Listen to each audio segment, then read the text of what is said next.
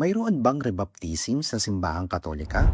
Kung ang isang tao ay nabinyagan sa Trinitarian formula kung saan binibinyagan sa pangalan ng Ama, Anak at Espiritu Santo, ang sagot po ay hindi. Wala po tayong tinatawag na rebaptism sa simbahang Katolika.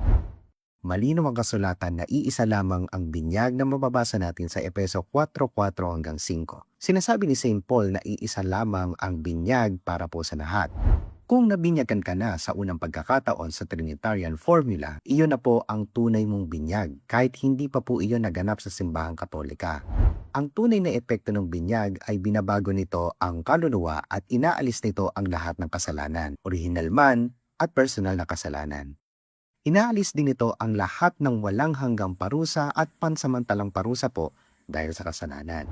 Dahil dito, nag-iiwan na po ang binyag ng isang tatak na hindi mabubura o indelible mark sa kaluluwa. At ang tatak na po iyon ay hindi na po nangangailangang ulitin, alisin o palitan.